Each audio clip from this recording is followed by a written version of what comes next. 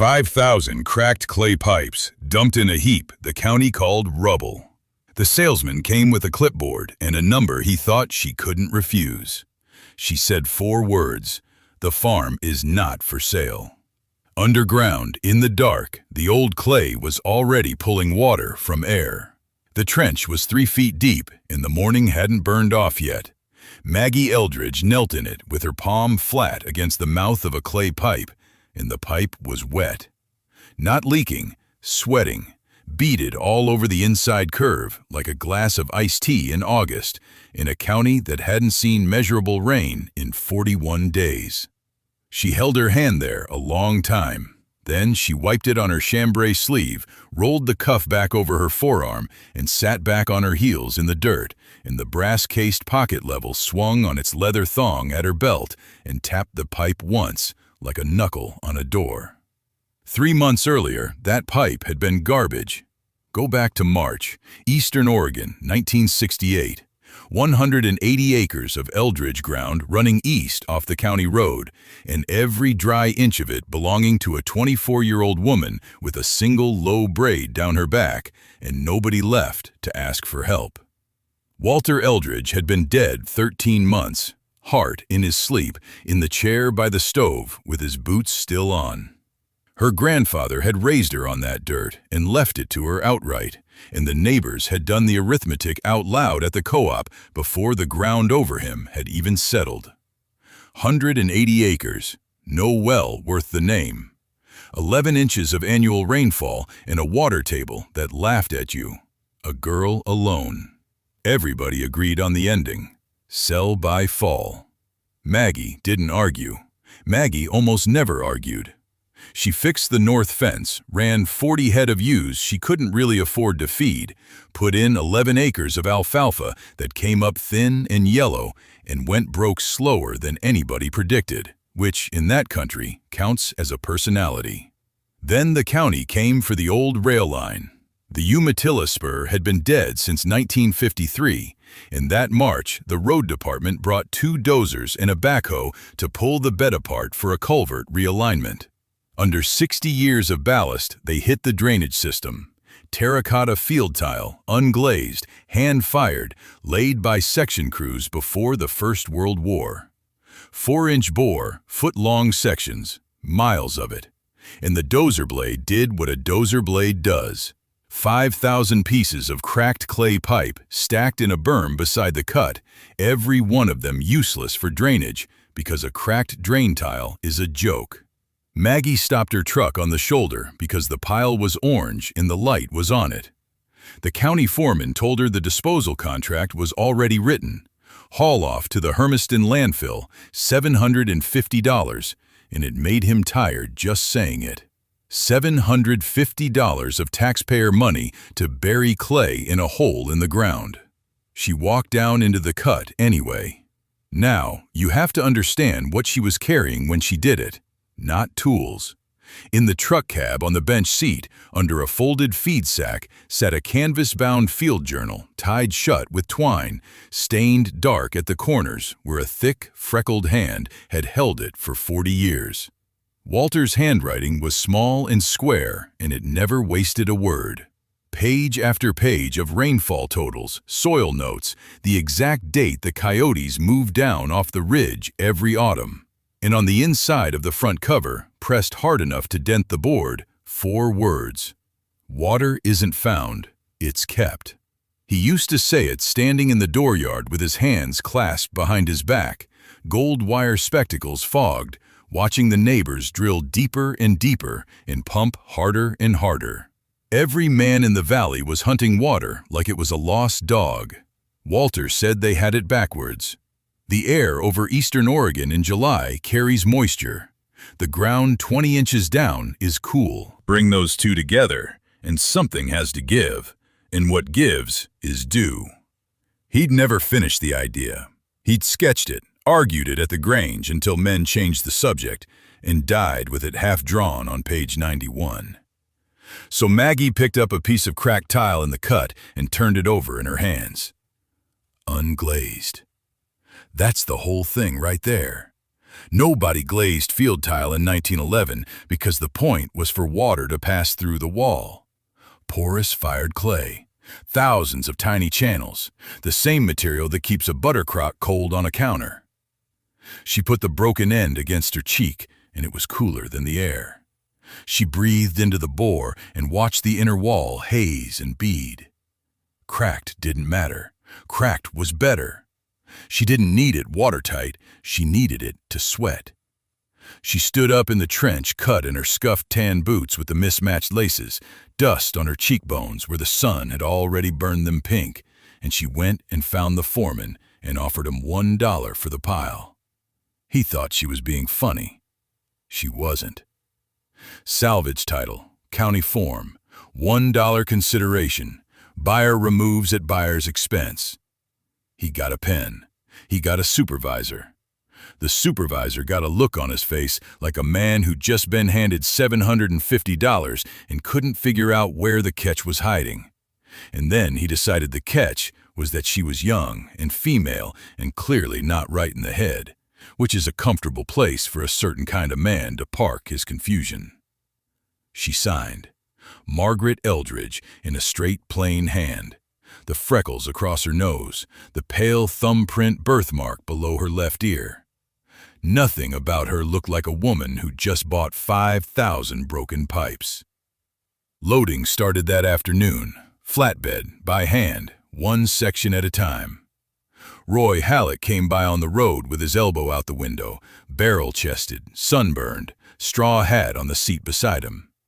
He idled there and watched her stack orange rubble, and he laughed out loud, honest and delighted, the way you laugh at something that has finally confirmed what you always suspected. Walter's dead, honey. You don't got to keep doing the crazy for him. She set down the tile she was holding, straightened up with her hands on her hips, looked at him for about 2 seconds, and picked the tile back up.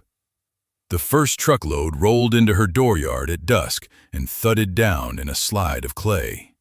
The tiles ticked as they cooled. That's the sound she'd remember. A whole truck bed of 100-year-old clay drain pipe dumped in the dooryard, still holding the day's heat, popping and clicking in the evening like something alive settling into sleep. Maggie stood in it up to her ankles, work boots with the mismatched laces sunk in a slurry of red dust and broken terracotta, and she started sorting before the driver's taillights cleared the cattle guard. Whole ones to the left, cracked but useful to the middle, shards to the right. That was the whole system. That was the whole first 9 weeks. 41 truckloads. She counted them in a spiral notebook on the porch rail, 1 tally mark per load, and by the 4th week, the marks ran off the page.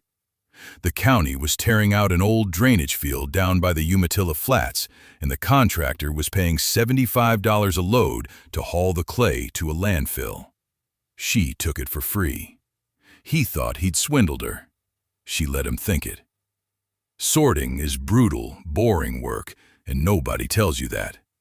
12-inch lengths of unglazed pipe, 4 inches across, each one weighing about 9 pounds dry. She'd lift, turn, tap the side with a knuckle, listen. A whole tile rings. A hairline fractured one thuds. You can't see the crack. You have to hear it. By week 3, her hands were shredded, and she wrapped them in strips of an old bedsheet and kept going.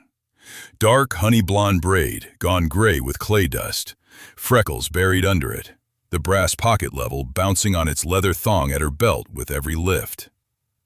Out of roughly 11,000 tiles, she kept about 6,100, better than half. The rest went into a shard pile the size of a hay wagon, and that pile mattered too, but she didn't know that yet. Here's what she did know, and she knew it because of a page. Walter's field journal, canvas-bound, tied with twine, open to a spread dated March of 1911. His own father's handwriting first, then Walter's over the top of it, decades later, in pencil.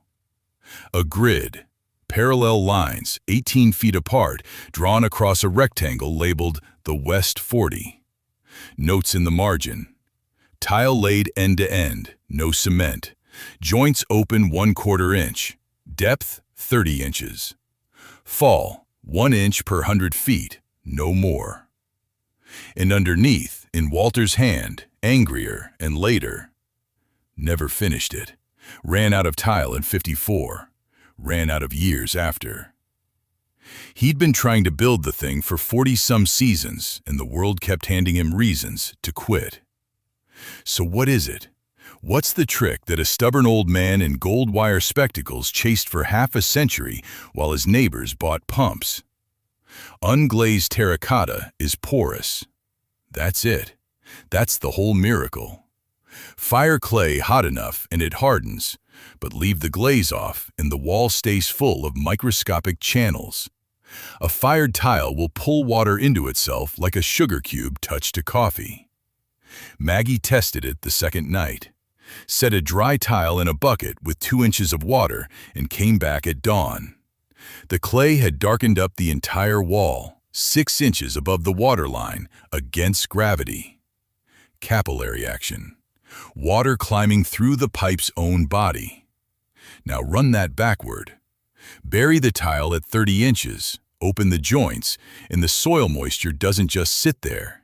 It moves through the clay, spreading sideways from the wet ground into the dry, evening itself out across a whole field instead of pooling where the sprinkler happened to hit. And then there's the other half, the half Walter underlined twice. Clay is cool at night. Soil air is warm and carries vapor. Push warm, moist air across a cool ceramic surface and you get condensation. Actual liquid water, pulled out of the ground's own breath and delivered to the root zone at 4 in the morning when a plant needs it most and when not one drop of it can evaporate off the surface. Free water. Out of dirt and darkness and a piece of fired mud somebody threw away. She dug the first test trench by hand because she couldn't afford a trencher, and because doing it by hand meant she'd feel every inch of the grade. 200 feet, 30 inches deep, in ground that fought her for it. Hardpan at 14 inches that she had to break with a mattock, a swing at a time, shoulders burning, the pink across her cheekbones gone raw. 10 days for 200 feet. She set the grade with the brass level, laying it on a straight-edge board every 10 feet, chasing that single inch of fall per 100 that Walter's father had written down in 1911. Too much slope and the water runs out the low end. Too little and it stands and sours. 1 inch. It has to be 1 inch. She was on her knees in that trench with the level in both hands when the Buick came up the drive. Donald Price got out slow, tan jacket pressed, oxblood loafers picking their way around the shard pile. Aluminum clipboard held against his chest like a shield. He looked at the trench. He looked at 6,000 pieces of second-hand junk stacked in her dooryard. And he smiled the way a man smiles at a dog doing a trick. "Miss Eldridge, I heard, but I had to come see it." He tapped the laminated sheet. $9,400, turnkey. 400-foot well, submersible pump, warranty. Now I know that sounds steep for someone in your situation, but the bank's writing paper on these all summer. He let his eyes travel over the pile again. "Honey, your grandfather died broke playing in the mud. That's not an inheritance, that's a warning. You want a farm, or you want to be the county's little joke?" He said it kindly. That's the part that curdles. Maggie stood up out of the trench, didn't dust herself off. Gray-blue eyes level, the pale thumbprint of a birthmark below her ear, hands going to her hips. "The farm is not for sale." 6 words, and the door shut behind them. Price kept the smile, because men like him always keep the smile, and set his business card on the porch rail under a rock. He'd be back in the fall, he said. They always are, he said. She was already back down in the trench. The first tiles went in that week, end to end, joints spaced a 1/4 inch with a scrap of shingle as her gauge, and she backfilled with the shard pile first. 3 inches of broken clay over the line to keep the fine silt from ever reaching the joints. 200 feet of it. She lost the light at the last 40 and finished by lantern, hauling soil back in the dark, tamping it. Morning came up gray over the field, and there it was, a stripe. Not much, just a faint, darker line running 200 feet through pale dust, like somebody had dragged a wet thumb across a chalkboard. Maggie stood at the end of it with her hands on her hips, the brass-cased pocket level swinging on its leather thong at her belt, and she didn't smile. She just looked. Then she went and got the probe. That's the part nobody tells you about a person like her. The stripe was proof, and proof is a drug, and most folks would have run to the house hollering.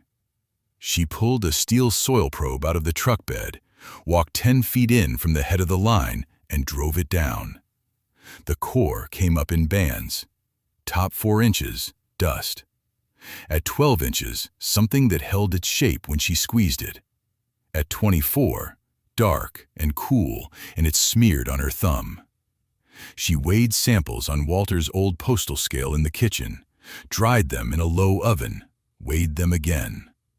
That's how you get moisture content when you don't have a lab and you don't have money and you've got nothing but a dead man's habits. 6% when she'd buried the tile. 11% 3 weeks later, in a summer that hadn't given the county a drop.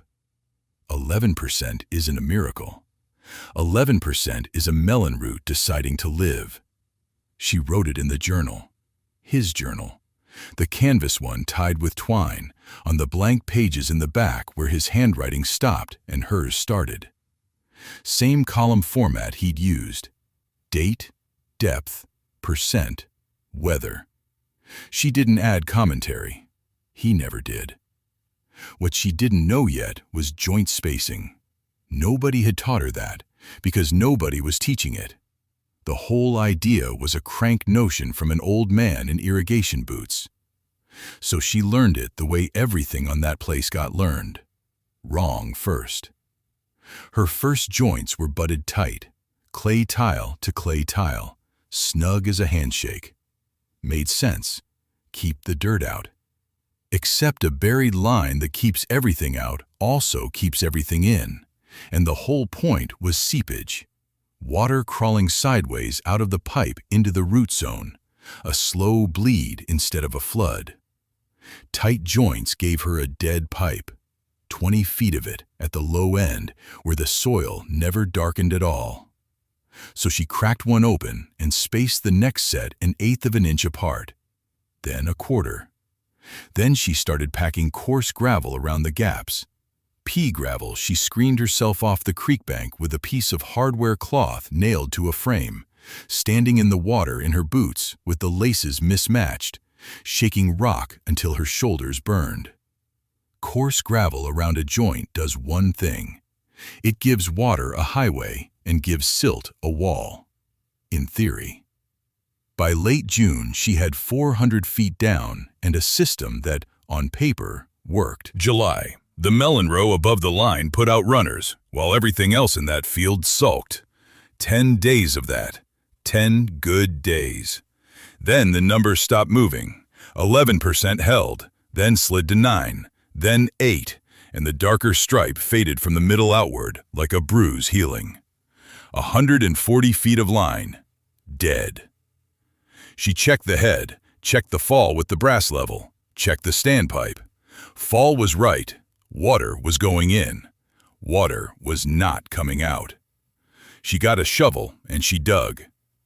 Have you ever had to take apart the one thing you built with your own hands, on your knees, in August, to find out how badly you got it wrong?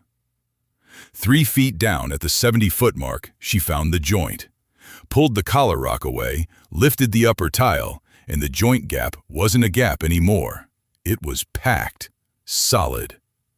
She dug a pinch of it out with 2 fingers and rolled it in her palm, and it wasn't sand, wasn't gravel, wasn't anything with grit to it.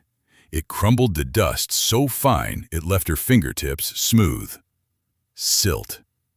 The fraction between sand and clay. The fraction that moves with water and stops when the water stops.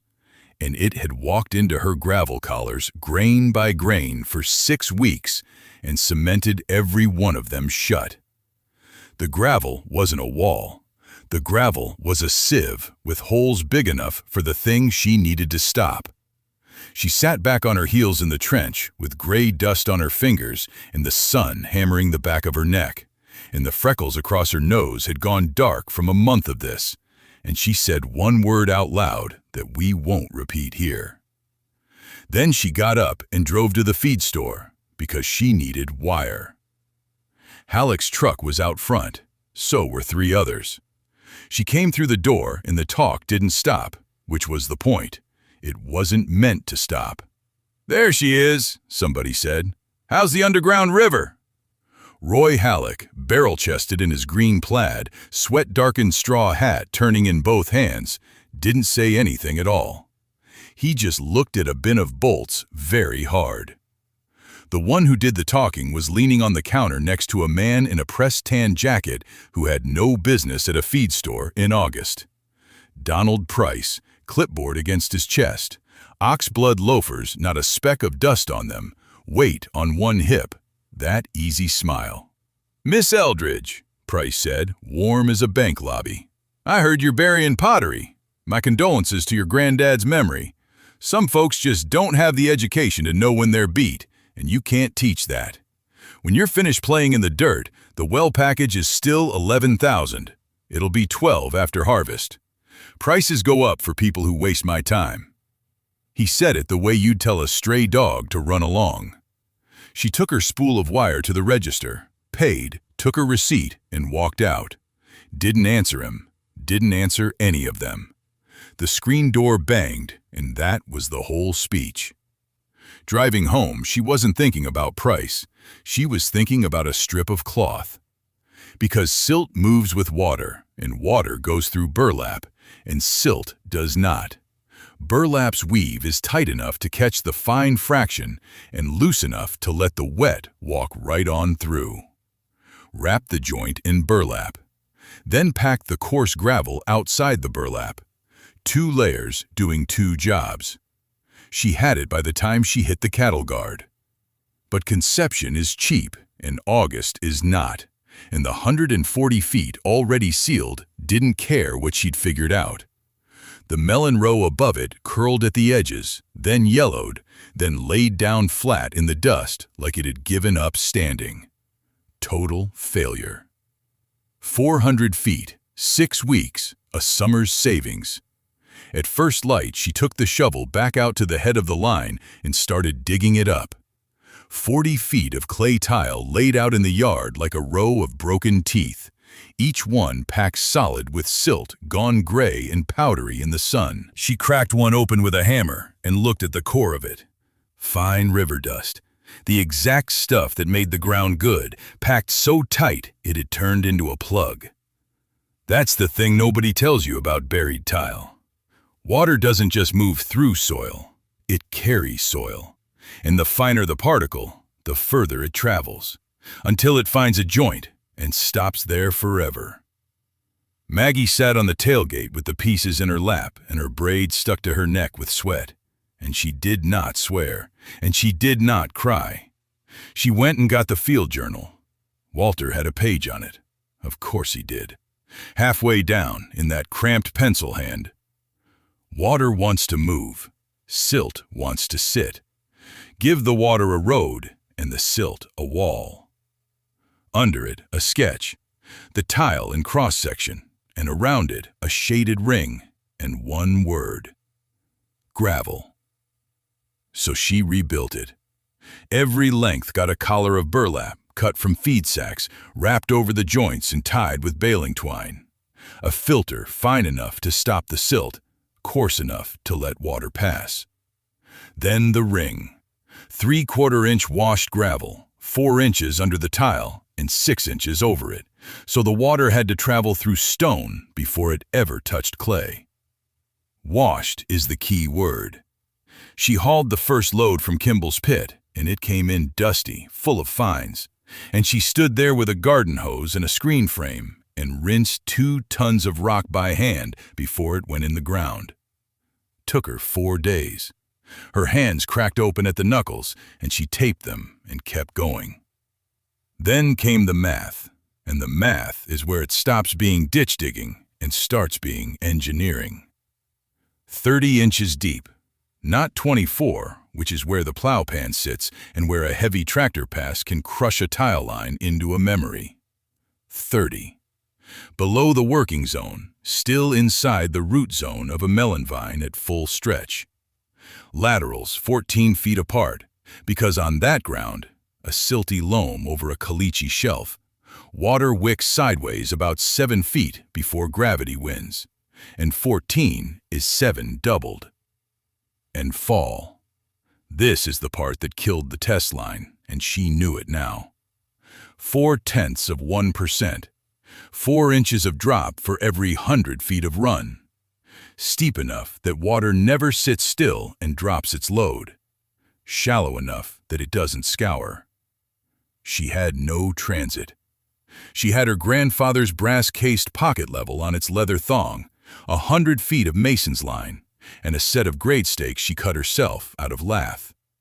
Set the line, hang the level, shim the far stake until the bubble sat dead center, then drop the far end exactly 4 inches and mark it.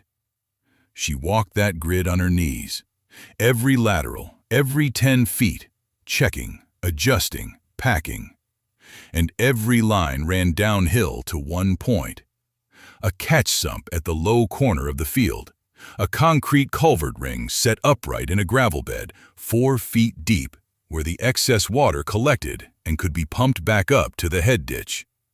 Nothing left the farm, not 1 gallon. Here's the part she wasn't expecting, and it's the part that made the whole thing worth the ruined hands. She'd bought a soil thermometer for $2.80 at the co-op, the cheap kind with a dial face and a 12-inch probe, and she started sticking it in at root depth twice a day out of pure curiosity. Dryland row at noon in July, 96 degrees. Same depth over the tile grid, same hour, same sun, 87, 9 degrees. Took her a week to understand it. The tiles weren't just draining, they were breathing. Cold night air, heavier than warm air, settled down into the gravel through the sump and the vent riser and lay in the lines all night. The stone held that cold the way a cellar holds it, and released it slow into the surrounding soil all through the hottest part of the day. She'd built an accidental heat sink under 2 acres of melons. Roots that stayed under 90 kept feeding. Roots over 95 shut down and sulked. Walter never wrote that down. He never got that far. She wrote it down for him in the back of his own journal, in ink. July came in mean that year. 14 straight days over 100, one of them at 104 on the porch thermometer at 3 in the afternoon. And she worked through all of it alone. Shovel, wheelbarrow, screen frame, level. Nobody stopped. Nobody offered a tractor. Donald Price rolled by once in that clean sedan with the aluminum clipboard riding on the passenger seat, slowed, took in the trenches and the woman in the faded chambray shirt with her sleeves rolled and her forearms burned red to the elbow, and gave her the smile. "Still playing in the dirt, honey? A pump and a pivot would have had you done in a weekend, but I suppose some people just enjoy suffering." He drove off with the window up and the air conditioning on. Have you ever had somebody look at the hardest work of your life and call it a hobby? She didn't answer him. She never did. She went back to the trench. By the second week of August, the grid ran 2 full acres, gridded and buried and invisible. The ground healed over so smooth you'd never know. And the melons came off it. She picked the dryland rows first and ran them across the old barn scale, the one with the cast iron beam Walter had bought at an auction in 1961. Crate after crate. Then she picked the grid rows. Same seed, same day planted, Same water total, near enough. 22% heavier. Not a few ounces, 22%, crate against crate, the beam swinging up and hanging there and refusing to come down. She stood in the barn door with the brass level warm against her hip and looked at that beam for a long time. Out on the county road, Roy Halleck's truck went past, slower than usual. The barn scale needle swung, wobbled, and settled, and Maggie stood there in the dust light with her hands on her hips, watching a number that no one else in Sherman County would have believed. 22%. Not a fluke crate. Crate after crate, the grid rose heavier, denser, the rind cooled to the touch even at 2 in the afternoon. Numbers on a barn scale don't pay a note at the bank, though. Here's the ugly arithmetic she carried into the house that evening. $2,340 in the account at First Interstate. That's it. That's the whole cushion between Margaret Eldridge and the auction sign.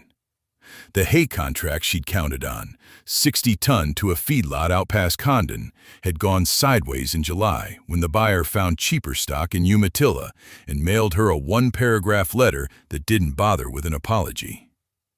The truck sat on 4 bald tires, the front left showing belt. Diesel was up. The well pump on the north side had been groaning like an old man getting out of a chair since June. And melons, however heavy, sell in September, and only in September. So of course, that's when Donald Price came back up the lane. Timing like that isn't luck. Men like Price read a county the way a coyote reads a fence line. They know exactly which post is loose. He got out of the sedan in a pressed tan suit jacket, pale blue shirt, maroon tie, oxblood loafers picking their way through the gravel like the dust might sue him. Aluminum clipboard against his chest, weight on one hip, that easy smile. "Maggie," he said, "not Miss Eldridge, not anymore. I heard about the hay thing, rough." She stood by the scale with her sleeves rolled, the brass-cased pocket level swinging on its leather thong at her belt, honey blonde braid down her back, and said nothing. He flipped the laminated sheet. He had a package now. Not just a well and a pivot, a whole financing structure. 200 feet of new casing, a submersible pump, 400 feet of main line, a quarter-mile wheel line. $51,000, but, and here he tapped the sheet with a clean fingernail, nothing due for 18 months. Deferred. Interest only after that. A lender in Boise he worked with. Corn and alfalfa on irrigated ground would carry the note, easy. "You'd be current in 3 seasons," he said. "You'd be farming like a farmer instead of playing in the dirt with a shovel." Then he looked at the crates, at the grid acres past the barn, and he let the smile go a little soft, a little kind, which is the cruelest thing a man like that can do. "Look, I know your grandfather meant well, but he died broke on this place, and you're gonna die broke on this place. And the difference between you and everybody else in this valley is that they've all figured out the old man was just a stubborn crank with a shovel, and you haven't. You're 24.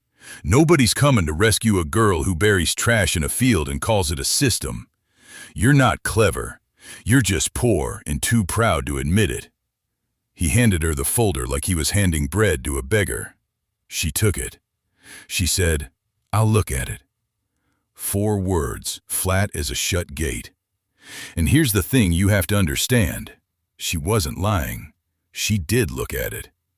That night and the next night and every night for 3 weeks, because the man wasn't wrong about the money, and Maggie Eldridge was too honest with herself to pretend otherwise. That's the part nobody tells you about holding the line. The easy path doesn't show up as temptation. It shows up as arithmetic.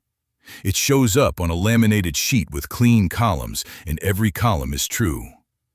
Have you ever wagered everything on an idea no one else believed in? Not for a weekend, not for a season, For years, while the money thinned out and the tires went bald, and every single person you knew looked at you with that particular pity people save for the stubborn poor. That's where she was standing, alone in a farmhouse kitchen, holding a folder that would make all of it stop hurting by Tuesday. November came in sideways with rain. Not the good rain, the cold, hard, run-off-the-hardpan kind that the neighbors' dust fields shed like a tin roof. She sat at the kitchen table under the one bulb with the loan papers squared in front of her, and she got out Walter's field journal, the canvas one, twine gone soft as cloth from handling. Opened it to the page she'd worn thin. The 1911 sketch. His own father's hand actually copied over. A cross-section of a trench, the layer of brush and stalk and straw laid at 18 inches, the arrow showing water moving up through it in July. Beside it, in Walter's blocky pencil, "Waste is just a failure of imagination." She read it. She read the sentence under it, the one she'd never quoted to anybody, where the old man admitted he'd run out of years before he'd run out of rows. Then she put on her boots, the scuffed tan ones with the mismatched laces, and she went out at midnight into the rain with a flashlight. 2 acres of gritted ground. She walked the middle of it, the mud not sucking at her heels but taking the water, drinking it. No sheet flow, no gullies cut between the rows. Down at the fence line, the Halleck field ran silver where the rain rode across the surface and left, taking topsoil to the ditch, the way it had every November since 1948. She knelt, dug 3 fingers into the row and brought up a handful. Dark, nearly black at the crumb. It broke apart in her palm into little rounded aggregates instead of powder, and it smelled like a cellar, like something alive. 4 years ago, that same fistful had been the color of wood stove ash, and it had blown away when you breathed on it. Small thing, a handful of dirt in the rain. Catastrophic thing, a whole county's ground running off to the John Day River while men signed $50,000 notes to pump water back onto it. She walked back in, soaked to the skin, dripping on the linoleum, and sat down between the 2 documents. Journal on the left, loan folder on the right. She closed the folder. The folder sat there unsigned, the bank's letterhead going soft in the damp, rain thinning at the window until it was just a whisper on the glass. She put it in the wood stove the next morning. Not dramatically. She just fed it in with the kindling and watched the loan officer's signature line curl brown and vanish. And then she went out and dug. 2 more winters. That's what it cost her. You want to know what that actually looks like? It looks like frozen fingers at 6 in the morning and a trenching spade that's worn down an inch shorter than when she started.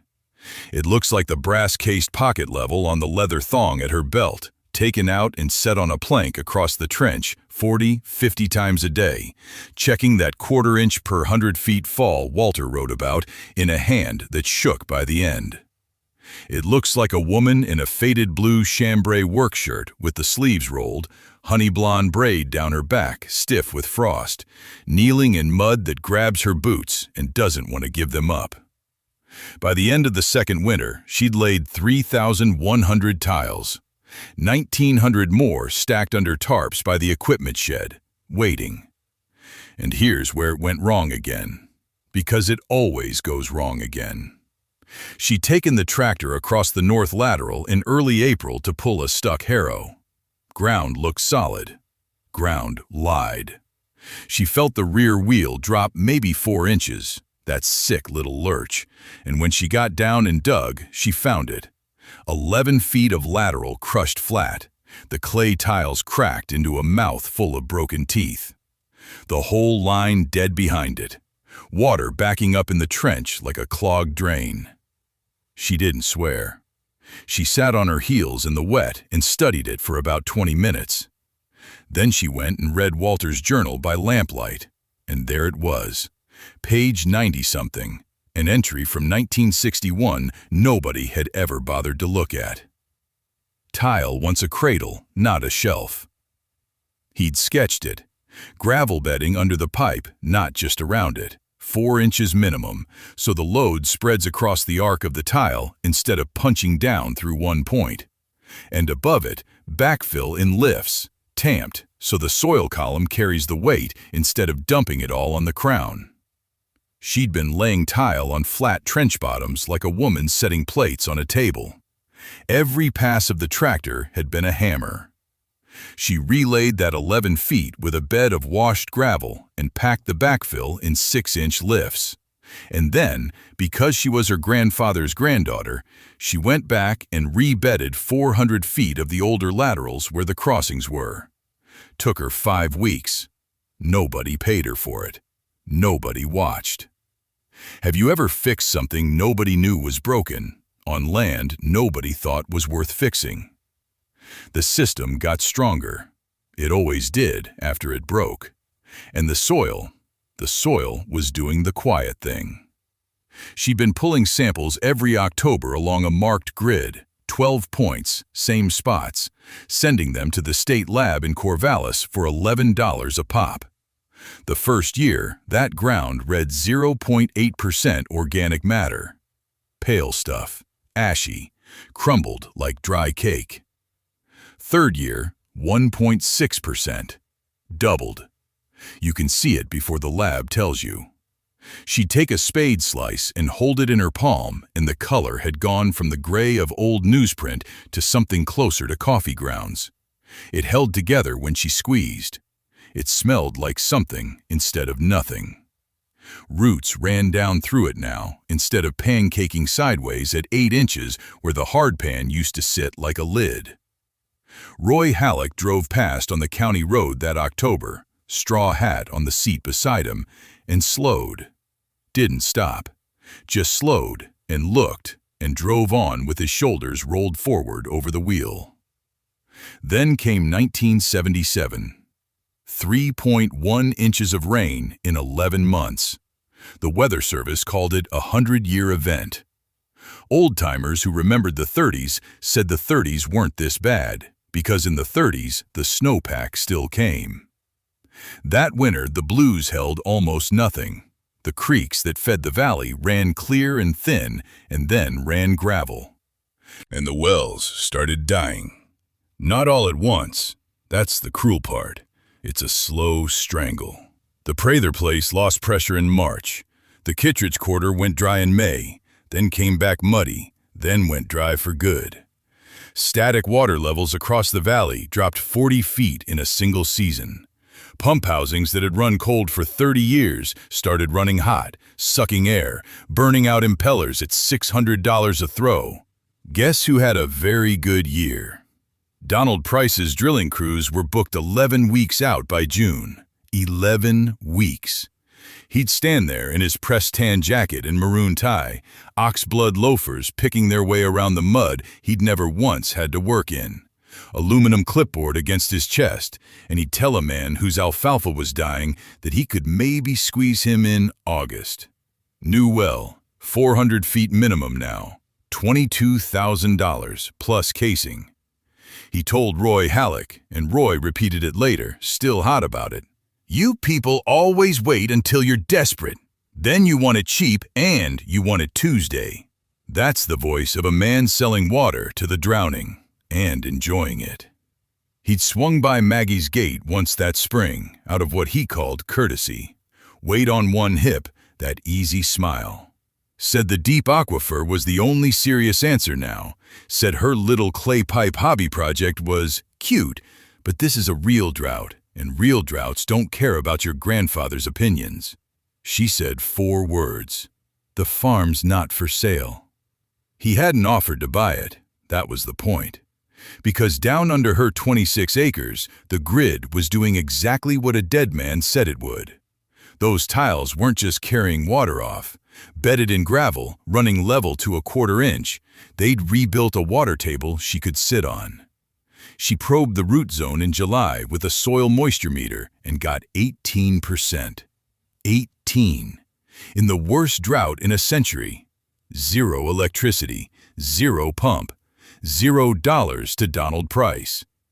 By spring, she had 26 acres under tile, and the county announced the drought emergency, and across the valley, the wells began to drop. By July, the valley sounds wrong. That's the first thing anybody notices. Pump housings ticking as they cool, that little tin tick, tick, tick of metal contracting because there's nothing running through it, no water to carry the heat away. Wells that pulled 400 gallons a minute in April are gasping at 90. Some are pulling air and sand and quitting altogether. Halleck's big center pivot sits at the north end of his field like a dead insect, arms locked, and the ground under it is the color of a paper bag. And then there's her place. 26 acres, green as a bottle. Not lush. Maggie Eldridge never grew anything lush in her life, but even. Uniform. Alfalfa standing knee-high with color all the way to the field edges. No yellow tongue creeping in from the corners where the water always used to quit. From the county road, it looks like somebody cut a rectangle out of a different photograph and glued it onto eastern Oregon.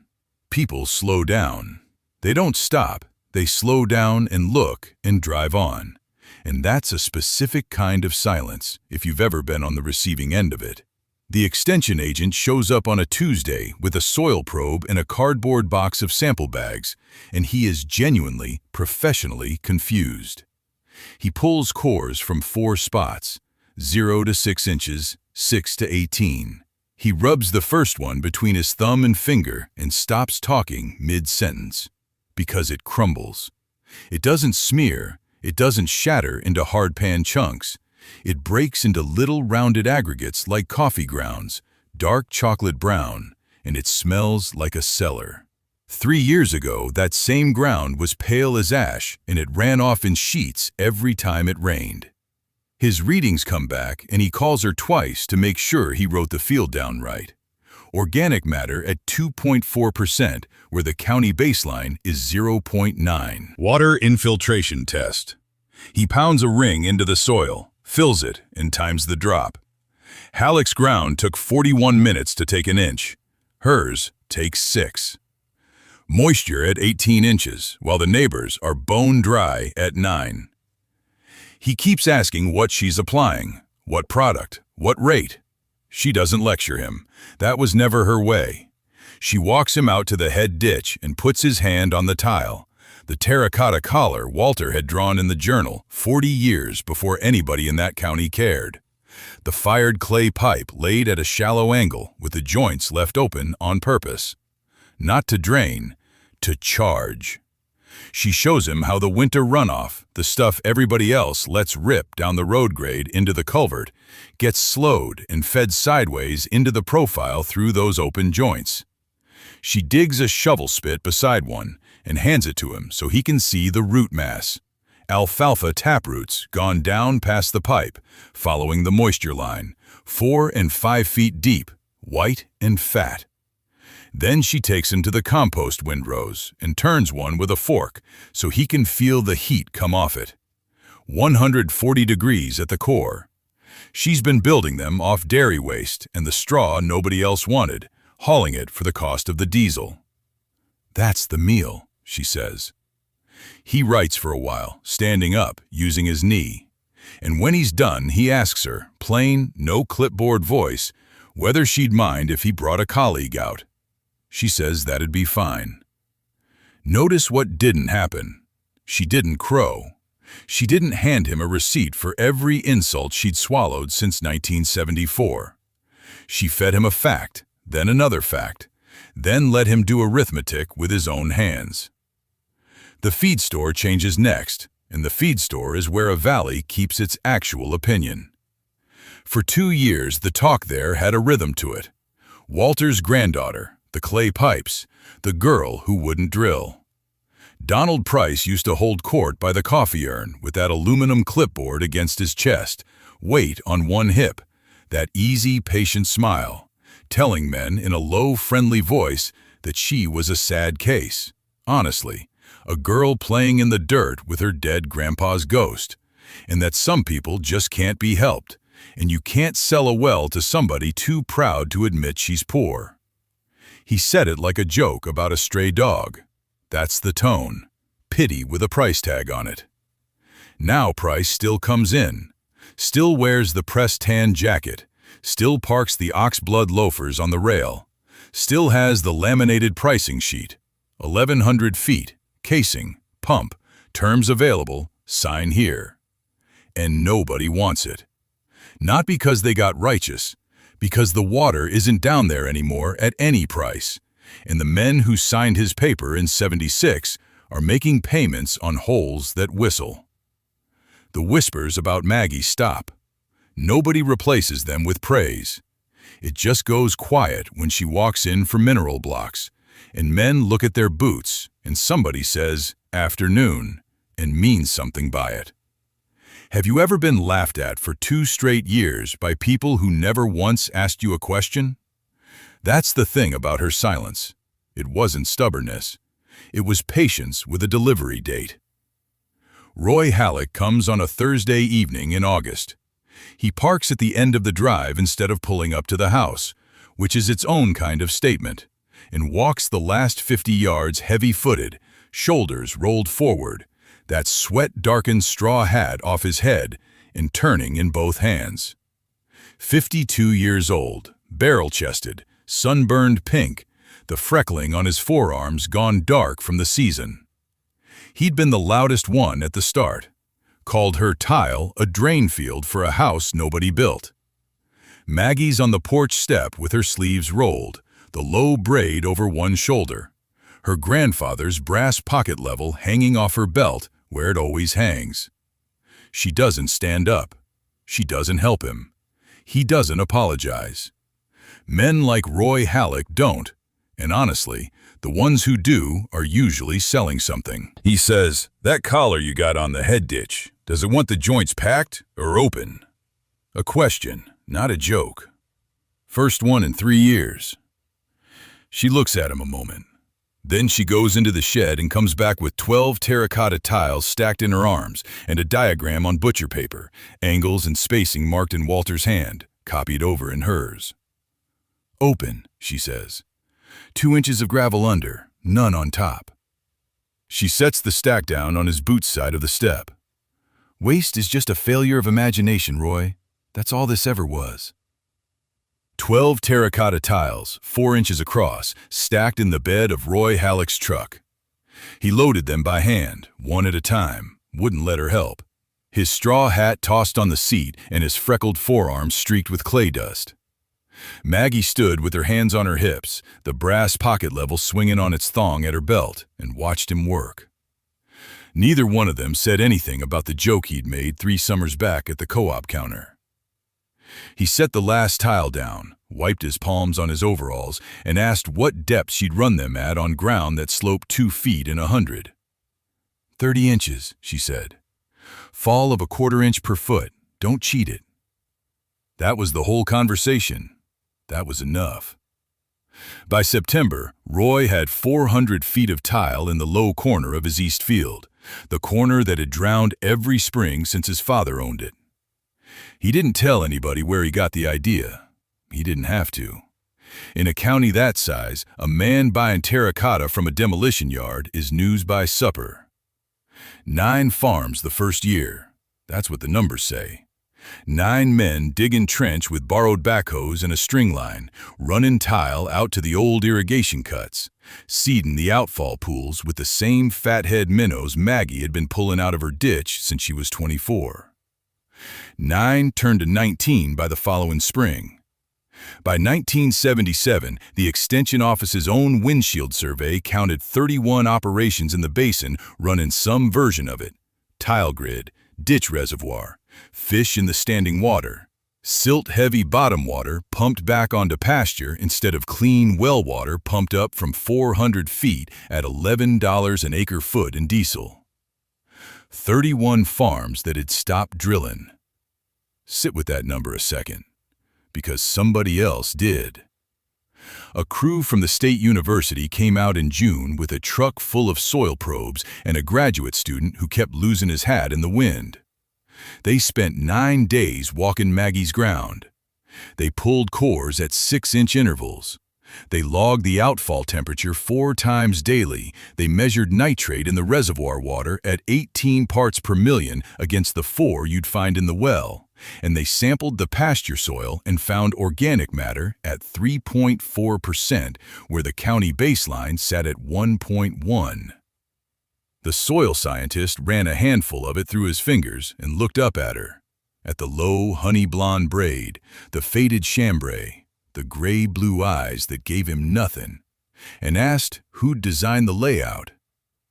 "My grandfather started it," Maggie said. "I finished it." She didn't elaborate. She never did. The paper ran in a Soils and Water Management journal 18 months later. 41 pages, 6 tables, a fold-out diagram of the lateral spacing. And on page 9, in the plainest academic language you can imagine, the authors called the layout the Eldridge Grid. Walter's name, in print, in a library. The man who'd been called a crank at the Grange Hall for 30 years, filed in a card catalog.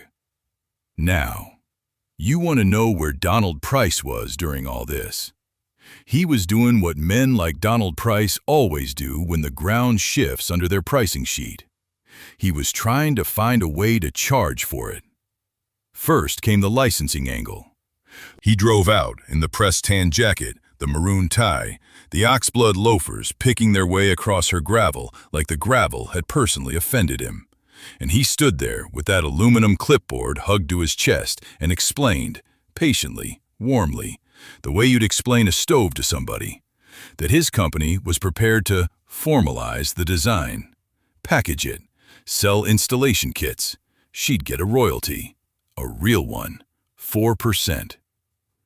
"You've done something clever here, Miss Eldridge, I'll give you that. The clever's not a business. You're a girl with a shovel and a dead man's notebook. Without a company behind it, this stays what it is, a hobby on a bad piece of dirt. Let the adults handle the money." He smiled the whole time he said it. Maggie looked at him for a long moment. Then she went back to coiling hose. When the licensing didn't take, Price went the other way, which is the tell on every one of these men. The pitch and the threat come out of the same briefcase. In November, a proposed county ordinance appeared on the docket regulating unpermitted subsurface works affecting groundwater conveyance. Retroactive. Permit fee of $400 per parcel. Engineering review at the owner's cost. And a requirement that any existing installation be certified by a licensed well contractor. Guess how many licensed well contractors serve that basin? Guess who managed sales for the biggest one? The hearing was in the extension office, the same low-ceilinged room with the fluorescent tubes and the folding chairs, and it was full. Roy Halleck sat in the second row with his hat in both hands. 30-some farmers behind him. Maggie came in last, straight-backed, boots with the mismatched laces, and she carried one thing, a manila envelope soft at the corners from 40 years of a barn shelf. She never gave a speech. She handed the envelope to the county clerk, and the clerk read it aloud. A salvage title, filed 1968, transferring the abandoned ditchworks and lateral rights on the Eldridge parcel from the defunct Cottonwood Irrigation District to Walter Eldridge for the sum of $1 and assumption of maintenance. Attached, water rights with a priority date of 1911. Attached, a surveyor's plat showing the ditch alignment predating the county's own drainage code by 54 years. Pre-existing. Grandfathered. Every farm downgrade of her on the same historic lateral covered by the same instrument. The room got very quiet. The board attorney read it twice and said the ordinance couldn't reach it. And here's the thing. Nobody shouted Price down. Nobody had to. The ordinance died because 31 farms had already stopped needing what he sold. You can't threaten a man's well contract when the man doesn't want a well. He wasn't beaten. He was made irrelevant, which is worse and slower, and he had to sit through all of it. He tried once more at the counter afterward, offered to revisit the royalty. "Those are my terms," Maggie said. She'd never named any. She didn't need to. Price stood there while the clerk finished reading the title into the record, the aluminum clipboard hanging loose at his side, the laminated pricing sheet catching the fluorescent light, with absolutely nothing left to sell. The room emptied the way rooms do when nobody wants to be the last one talking. Chairs scraped, coats came off the backs of seats, and on the oak counter by the door, that aluminum clipboard sat where Donald Price had set it down. The laminated pricing sheet still clipped under the spring, still promising $18,000 for a well he never sank. Nobody picked it up. The clerk found it 3 days later, slid it into the lost and found drawer under a coil of extension cord. And that is the last anyone in Wheeler County ever thought about it. He told her once, leaning on her fence with that easy smile, that a girl running her grandfather's dirt on her grandfather's ideas was playing farm until the bank calls it. He'd said she was a hobby with a mailbox. He'd said, in a room full of men who laughed, that Walter Eldridge died broke and confused, and she was chasing a dead man's senility downhill. The dirt had an opinion about that. Skip forward, 1994. The Eldridge place runs 210 acres now, and every one of them was bought with money that came out of the ground rather than out of a loan officer's pen. The Halleck South 40 came first in '81, when Roy sold it to her at a fair price and shook her hand for a long time without saying much. The Prentice ground came in '88. She paid cash both times. She always paid cash. The number that matters most is not acreage. It's 4.1. 4.1% organic matter, averaged across 9 sample points, tested at the state lab in Corvallis in the spring of that year. When she started, that soil ran 0.5%, pale as wood stove ash. You could pour water on it and watch the water sit there like it had been insulted. Now you dig a shovel in, and the clod breaks apart along 100 little seams, and it's near black, and it smells like something alive, and there are channels running through it as fine as thread where roots died and left their tunnels behind for water to use. Here's the economics, plain as a receipt. No pump, no well, no power bill. Not 1 kilowatt-hour of electricity has ever been spent moving water on that farm. The grid of buried tile, the pattern Walter sketched in 1911 and never finished, the one he drew as a young man and left as a dead man, pulls the winter runoff sideways along the hardpan, holds it in the deep beds, and feeds it back up through capillary rise from June through September when the sky quits and the neighbors' pumps run day and night. 26 years of irrigation out of clay tile that cost her $1. A single dollar handed to a salvage yard foreman in 1968 for 1,100 feet of drain tile they were going to bury as fill. Do the math sometime on what a dollar's worth when you let it sit 26 years in the ground. The journal is full now. Walter's stained canvas-bound book, tied with its twine, ran out of his handwriting in 1965, mid-sentence actually, on a page about lateral spacing, and picks up in hers, harder and squarer, on the very next line. She never started a new book. That felt like a lie. She just kept going. Failures written down the same as wins. The '71 collapse in the north lateral. The '76 summer she nearly lost the whole east bed to a plugged riser. The 2 seasons the alfalfa sulked before the root systems went deep enough to find the moisture shelf. And on the fold-out page at the back, the 1911 sketch, that spidery pencil grid a young man drew, now annotated in ink, every lateral numbered, every depth corrected, every guess of his either confirmed or crossed out with a note in the margin. Wrong by 4 inches, fixed 1979. The drawing is finished. It took 83 years and 2 people. The apprentice showed up in March, 23 years old, from down near Prineville, a woman whose family had gone under when the water table dropped and the pump costs ate them. She'd read about the grid in a soil conservation bulletin and driven up on a Saturday and stood at the gate with her hands in her pockets, not knocking. Maggie let her stand there 10 minutes, which is how you find out if somebody's serious, then walked out and said, "You'll start with a shovel, not a map." That was the whole interview. Maggie is 50 now. The braid down her back is more silver than honey. Still one low braid, still loose strands at the temples that never once behaved. The freckles across her nose faded some, but the sun keeps putting them back. Same faded chambray shirt with the sleeves rolled. Same brown canvas trousers. Same cracked leather belt.